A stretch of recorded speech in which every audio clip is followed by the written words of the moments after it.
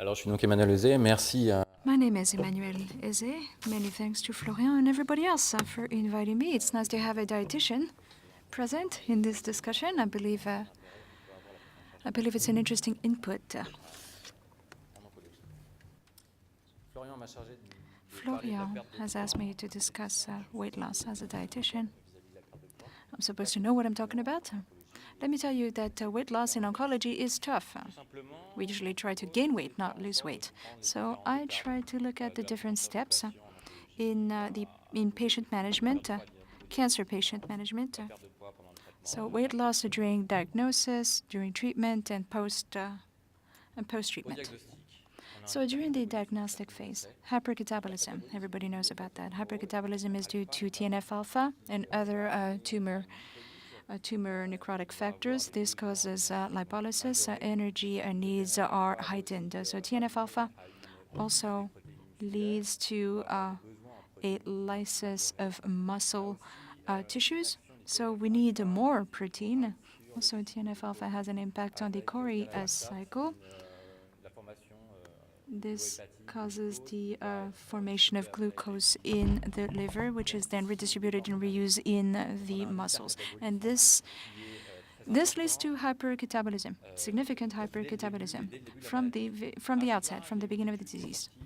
A study came out last year in 2014, and the study shows that APTH-RH, or rather RP, said the speaker, is high in case of hypercalcemia. This is something that you find quite often in oncology. And this also has an incidence irrespective of calcemia. In other words, we find that this hormone level is high in patients irrespective of calcemia, and this has a reaction in terms of white adipose tissue, white fat. So this is associated with brown fat, and this leads to energy expense is increased. From a pharmacokinetic point of view, it may be possible to treat the patient using this particular pathway. Now, based on the recommendations and in light of such catabolism, well, the energy needs range between 30 and 35 kilocalories per kilogram of weight, and protein requirements between 1.2 and 1.5 gram of proteins per kilo of weight.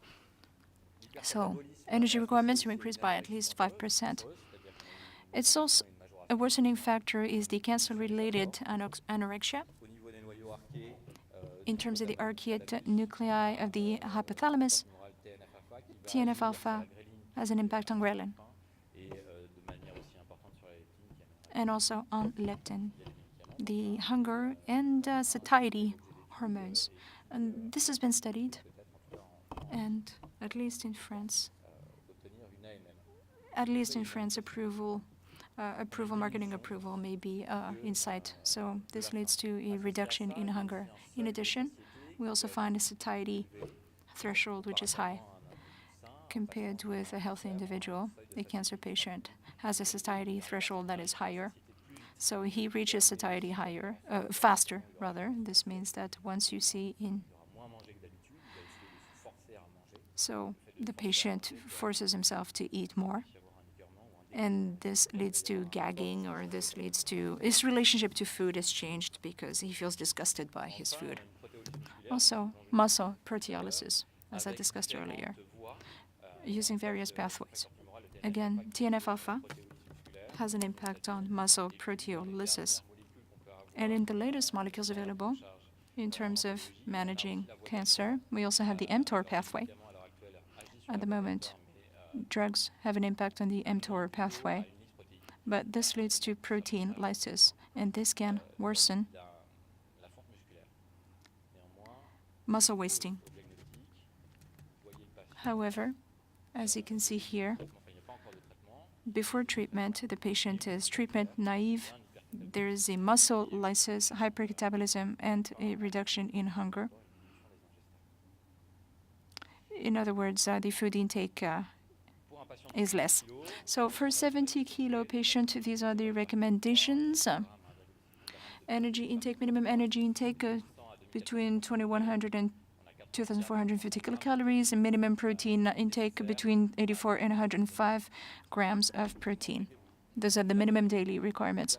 A couple of protein equivalences, just to show you what this means for a whole day. 100 grams of meat means 15 to 20 grams of protein, 100 grams of fish, between 11 and 16 grams of proteins, 1 yogurt, 5 grams of protein, 1 portion of cheese, 7 grams of protein. So for a standard day, breakfast, a dairy product plus bread, but not everybody has breakfast. And for lunch and supper, a protein-based dish, 150 grams of meat, fish, or eggs, plus starch, plus a dairy product. So this is significant, particularly considering that the satiety threshold is lower. These patients aren't hungry, so the daily protein intake is lower than the requirements, and the energy intake is hard to achieve. That's almost a certainty. As a result, we get to understand that prevalence of undernutrition in oncology is pretty much the same year on year between 1980 and 2005. Even now, in 2014, prevalence is high. Diagnostic is 40% of cancer patients are undernourished from the very beginning. Is there anything we can do about it? Of course. As a dietitian, of course, I believe that there's something we can do about it, and I will try to demonstrate that. Could this gentleman speak any faster? I don't think so. So once we have established a diagnosis, well, first meeting with the oncotherapist or the oncologist and the patient, well, 40%, and as I said before, 40% of patients are undernourished. Once this situation has been diagnosed and he knows what the regimen is, what is going to happen to him over the next few months, the patient will ask himself a number of questions. What kind of impact can he or she have on how to manage the disease? Food is one of those things over which the patient has control. The patient controls what he eats, and food is life-giving. So when the patient hears that he has cancer, this relationship to food changes quite a bit. If he eats certain things, this may fuel the cancer cells. So we have a hedonistic relationship with food. Food makes us happy. But as I said before, cancer patients reach satiety much faster, which means cancer patients need to make an effort to eat. So if you have to make an effort to eat, you enjoy food much less. And also from a social and identification point of view, particularly in France, we eat. It's a social act. And so people look at you funny if you don't eat properly, and that's hard, sustaining people's looks and knowing that people watch you and watch what you eat, and they know they have to eat, and they have a hard time, and they're being told that they have to force themselves. It's not easy. As a result, the patient's changing relationship with food means that when they look around, particularly when they look at the media, they try to see what kind of impact they can have on food. And at the moment, this is what we found on the internet. These are the questions that come out during the initial consultations. For example, can I fast? The literature says, the TV says, the internet says that fasting is shown as having a benefit in terms of managing cancer. At the moment, studies are trying to show that this could have a benefit in terms of side effects. But there's no efficacy in terms of managing the tumor. Now, a lactose-free food intake, a gluten-free diet, it hasn't been shown by literature. However, nothing in literature shows that there's a benefit of doing without lactose or gluten. Ketogenic diets, particularly for glioma, the brain feeds mostly on sugar, so a ketogenic diet may cause an impact on cell proliferation and tumor proliferation. For now, no studies have shown that is true for men, only in rats. And also, a polyamine-poor diet has been shown to have an impact on pain. And otherwise, there's no real demonstrated impact on the proliferation of tumor cells. Now, all of this information, say the patient follows these guidelines. Systematically, there's going to be a drop in calorie and protein intake. Fasting, for example, The impact on chemotherapy every 3 weeks. Current studies say, okay, you're fasting for 72 hours, 24 hours before chemo, and then 24 hours after. So chemotherapy for 3 weeks, it does have an impact in terms of calorie intake and protein intake. Now, chemotherapy every 2 weeks, similarly, will have a much more significant impact. Weekly chemo, don't even get me started. And so daily chemo, I won't even dignify that with an answer. No, lactose-free diet. There are products that are interesting, and that must be considered because it makes it possible to achieve your daily recommendations. At the moment, it's not easy already, but when you have a loss of appetite, it's even harder to eat everything that you're supposed to eat, and it's even more of an obstacle than for a lactose-free diet. Without gluten, you lose energy because you deprive yourself of starch. You do without starch. And a ketogenic diet means less starch, less carbs, and this leads to a loss of energy. And once again, I'm a dietitian. What's your superpower? What about the treatment phase? As I said before, 40% of patients diagnosed are undernourished. So you're going to hospitalize these patients. And it is not in a hospital that you get the best food, right? Nobody likes hospital meals, unfortunately. I could talk about this all day. There's a 2003 study at a PHP hospital, and the study shows that the longer you spend in hospital, the lower the BMI. Now, this is irrespective of pathology, right? So depending on the pathology, you may need more food. Your nutritional requirements may be higher, but 73% of patients have a calorie intake that is not enough, that is insufficient, and 85% of patients have an insufficient protein intake. In other words, you've got patients, and for 40% of them, they are already undernourished, and they get to a hospital. Treatment begins. Treatment is beneficial. It treats the cancer. It treats the tumor. But being in hospital means that the risk of undernutrition malnutrition is compounded, is worsened. So treatment begin, whether chemotherapy or radiation therapy. During the treatment, whether chemo or radiation therapy, side effects include nausea, vomiting, mucositis, disrupted GI tract, loss of appetite, altered sense of smell or taste, and also eating hurts, and a modification of the protein metabolism. Chemo, that has an impact on the mTOR pathway in particular, leads to a difficulty in synthesizing proteins. So as a result, the treatment itself will once again worsen the weight loss. Bearing in mind that in terms of weight loss, if you reach significant cachexia, it may become refractory.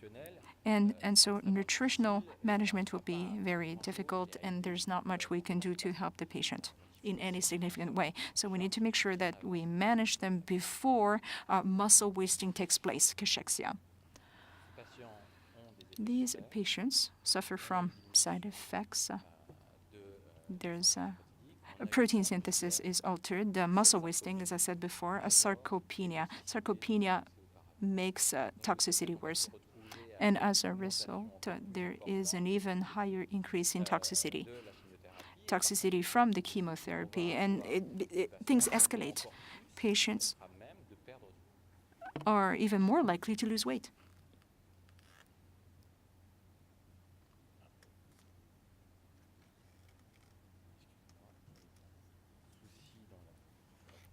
Please bear with me.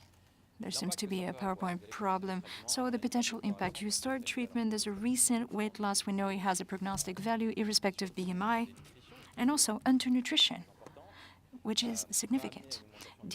Undernutrition leads to increased risks of hospital-acquired infections, reduced response to chemo, increased mortality following chemotherapy, and we know that efficacy is lower.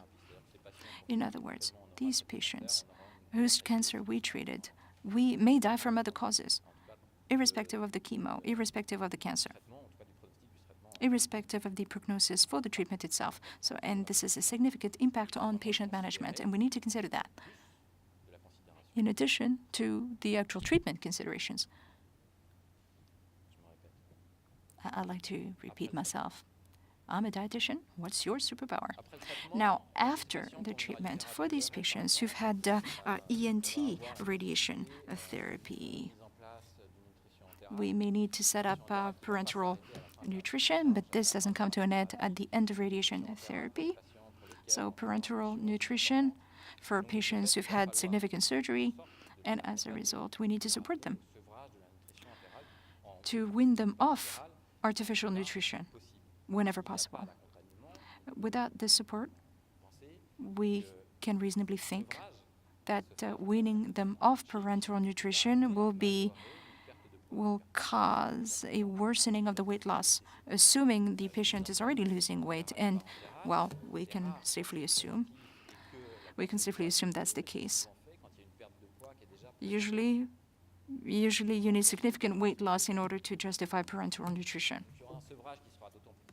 And so weaning them off it will be even harder because the patient's relationship with food has been altered.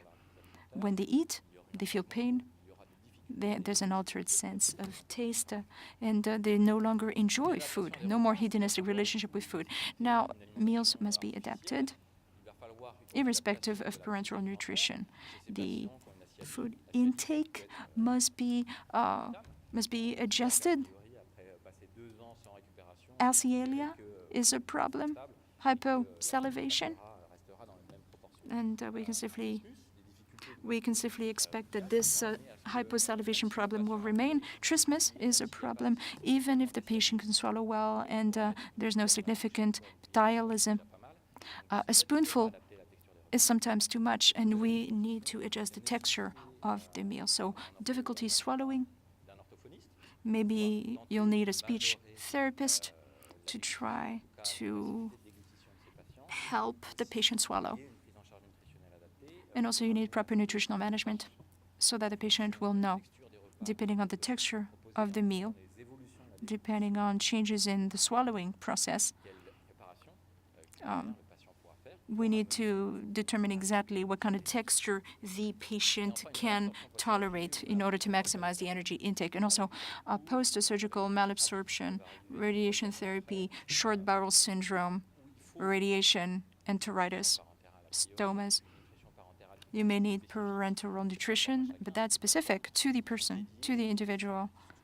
And there are special centers that are dedicated to managing parenteral artificial nutrition over the long term.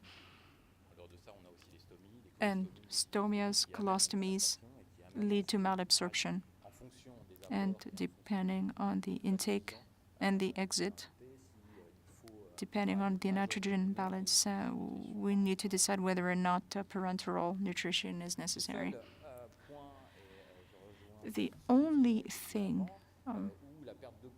is when weight loss is necessary and when it's been set up by the medical team, in case of gynecological cancers, breast cancers in particular. Now, for overweight female patients, obese patients, nutritional management is necessary in order to cause weight loss. And these are the guidelines from the HAS, top health authority in France.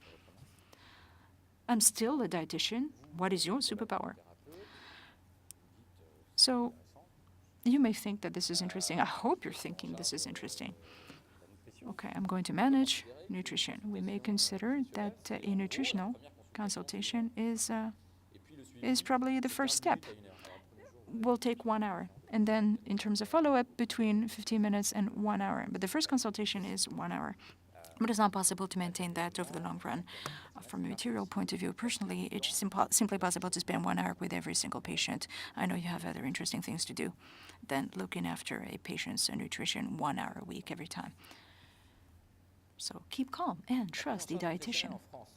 Nutritional management in France. Easy. When you can't do something yourself, outsource it.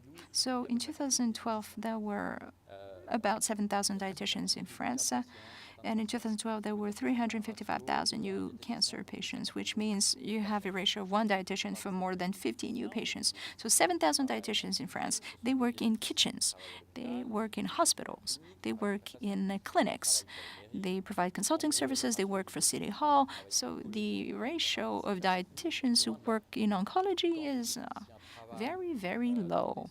And when dietitians work in centers or oncology or radiation therapy wards, well, they don't always work full-time.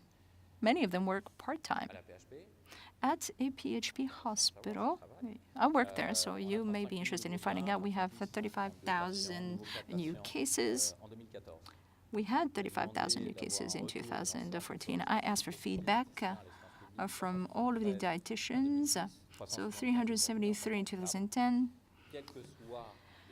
So irrespective of the department where the dietitian works, the ratio is one dietitian for every 95 new patients.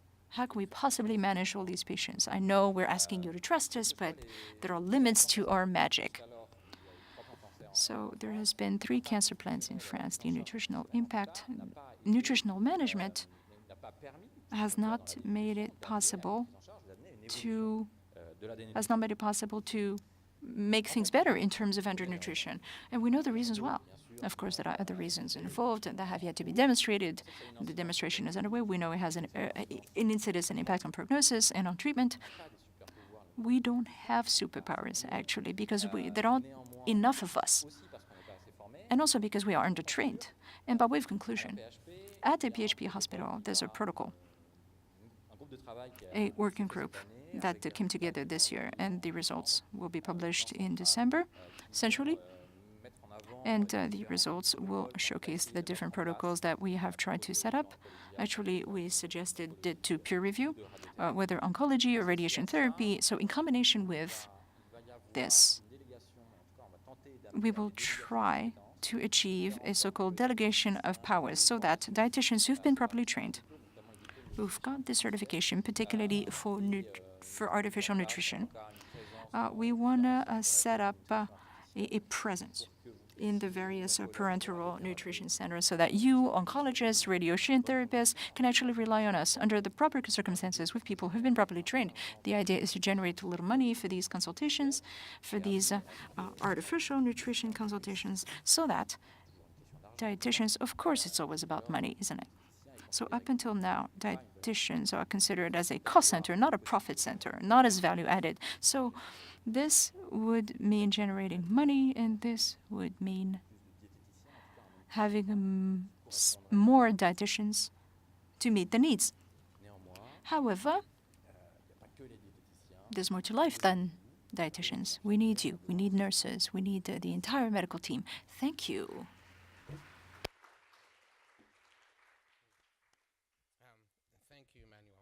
Such a broad topic that's relevant to all aspects of cancer care. I have one quick question to hopefully lead off a few others. What recommendations do you have, or how do you manage aspiration risk in post-head and neck cancer treated patients? Post-treatment of head and neck cancer. Head and neck cancer? Right, and aspiration of diet. En fait, Actually, in terms of radiation therapy and oncology, I try to work in a way that I'll make sure that nutritional management and diagnosis is established right from the start. Usually, by definition, head and neck cancer leads to reduced food intake. It's harder to eat, so nutritional management is necessary from the get-go. Parenteral nutrition may be necessary for these patients, assuming that's possible, and we at least need to set up a gastrotomy, and that must be systematic. We may think it is systematic for all radiation therapies because we fully know that these treatments, radiation treatments, will cause difficulty eating. So, and the mere fact, the simple fact that pain arises when you eat, and the fact that your food intake goes down means that you remember the difficulty swallowing, the fact that you're in pain when you eat, you're in pain during meals, and this suffering, this pain is hard to forget. And also, patient needs support in terms of weaning themselves off parenteral nutrition. But irrespective of physiological difficulties, you need to bear in mind the psychology of it. Yes? Maybe things would be different if patient received support easily and quickly in terms of parenteral nutrition. I hope I've answered your question to your satisfaction. But basically, part of the head and neck oncology team is what you're recommending, and of course we all support that. Alors, moi, je veux juste un commentaire. I have a quick comment in terms of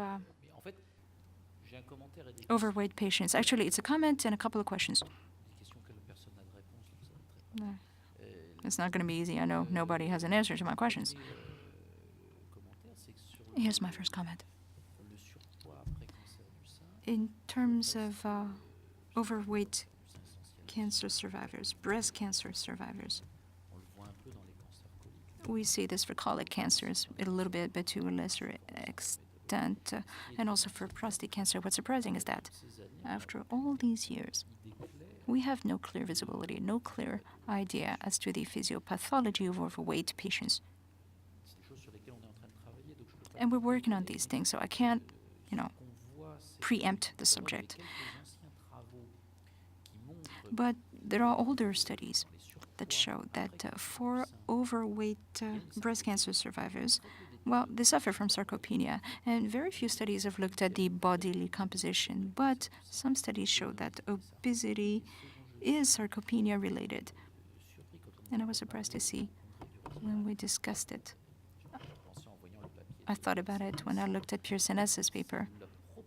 But what surprises me is the proportion of patients, how would I put this, who have sarcopenia from the outset, from the time of diagnosis, including for localized cancers.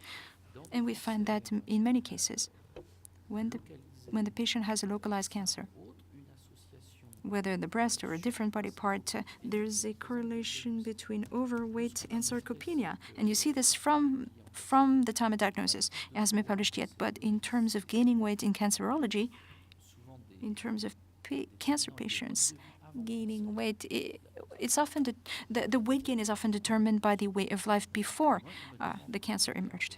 And when I look at the whole sarcopenia/obesity situation, I wonder whether there isn't a continuum, a gradient, and mechanisms that are extremely pronounced during the metastatic phase. But maybe there's a gradient, and this gradient begins much earlier than we may think at the localized stage with paraneoplastic symptoms that are poorly understood, secretion of proteins, etc., etc. So maybe I'm being too bold, but I'm simply trying to fuel the discussion here.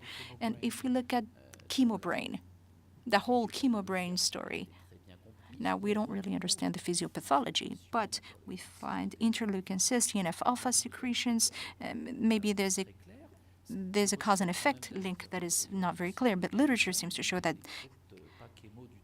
maybe the chemobrain isn't that chemo at all.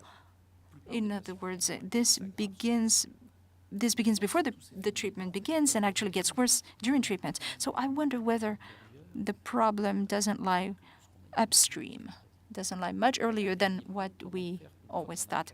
And secondly, once the muscle has wasted, empirically speaking, what happens? What do you do? Maybe we can combine a nutritional management with medication, because we find that the mechanism at stake here. Just imagine the patient has an intracellular activation that causes apoptosis, with a high-calorie intake, thinking that this will fix the problem is on the same ballpark as thinking that yogurt will help your kid grow much faster. So I think we need to put a lot of thought into nutritional management, probably using medications, and also combining that with physical activity to combat the muscle wasting process. I don't think there are answers at this point, but these are the thoughts, these are the ideas that are nagging at the back of our minds. Thank you. And I agree with myself. Thank you very much. Any questions from the audience? Yeah, 1, 2. Thank you. Jeff Crawford, Durham, North Carolina. First, very nice talk. But let me tell you that in the United States, we see the same issue with the lack of dietitian support, very critical for our patients, but clearly not in abundant number. I think for the same reasons you mentioned. They're not viewed as a revenue center or cost center, but a very important cost in the care of our patients. I'm wondering if one of the problems with nutrition, though, has been, to date, the lack of medications that can really make a difference in helping the patients eat enough. You mentioned that Anorexia may get approved in France, and hopefully that will be an important move forward. I'm wondering if you're aware of specific dietary interventions that have been made in conjunction with that agent or another agent to see if, in fact, that will work better than nutrition alone. And the one other question I had, I guess, for both panelists was, we talked about the end result being muscle wasting and sarcopenia, both in the obese patient and the malnourished patient. I'm wondering about combining nutrition and exercise, again, in formal study, to show benefit.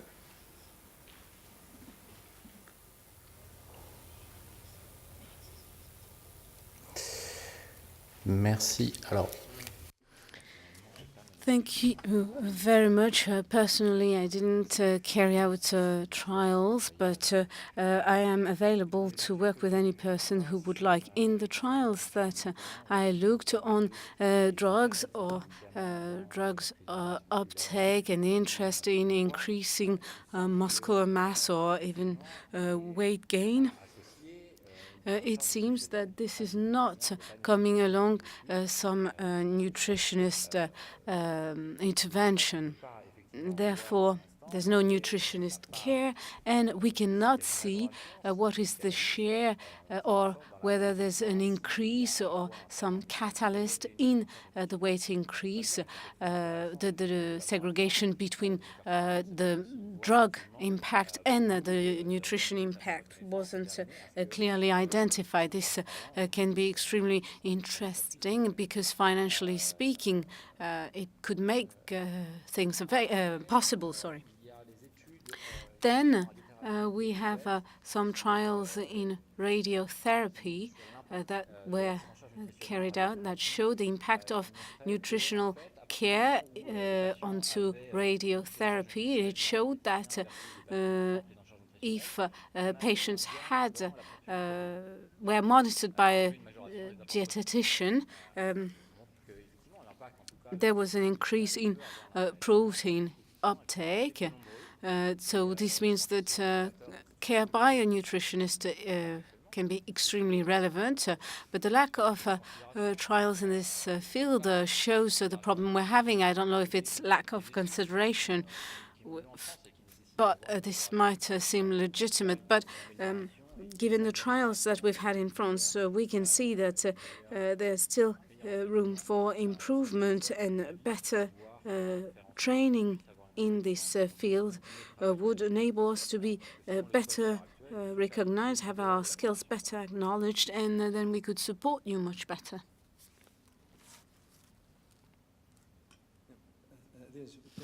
From Barcelona. Yeah? Okay. Two questions, sharp. One has to do with weight gain, the other with weight loss. I'll start with weight gain. In pancreas patients, for instance, no matter what you do, the process goes, no matter how people eat, whatever you eat, nutritionists, etc. By the way, in Spain we have the same problem as in France. We have a lack of nutritionists. But I've been told that maybe at the time of diagnosis of pancreas, maybe you do some intervention, maybe you can correct some the decay in the weight loss, which affects obviously the outcome. Do you have any input if you have to intervene immediately after the diagnosis of pancreatic cancers, for instance? Because when you intervene in the middle, that's lost. Alors effectivement, chez ces patients. Indeed, for patients who have pancreas cancer, it's extremely difficult to stabilize weight and even to have weight gain. From a nutritional point of view, we could wonder whether this has an impact in such cases. It can have an impact in the way a meal is apprehended. Maybe we cannot lead to weight gain or stabilizing the gain, but at least we can change the relationship to eating, and this can represent a benefit, an advantage for these patients, because not only are they going to gain weight or gain muscular mass, but they might have greater comfort due to the choices they will have made. I mean, this might lead to some improvement in the quality of life. I'm not really answering your question, of course, but whatever the choice of care, if we can't trigger weight gain, this is due to the fact that we're having major cachexia. And it's only if we are by the side of these patients and if we help them having an easier intake of food that we can improve their quality of life. Merci. That, in breast cancer patients, now is known that some papers suggest, implicates that if the woman gains weight during the treatment, the outcome of that person is not worse. The prognosis is worse if the woman with breast cancer gets weight. So it's not just a cosmetic issue; it's an issue of outcome. Now, obviously, you mentioned on the table that exercise. Now, if I want to weight loss, I have to cut my mouth shut, and also do some exercise, not only just nutrition. So one of the problems with some women with breast cancer is the issue that they are, some are overprotected, they eat more, they become very sedentary, so they gain loss, obviously. So some exercise will be good for the whole thing also. Well, thank you. Any other comments? Otherwise, we'll have a short 15-minute break.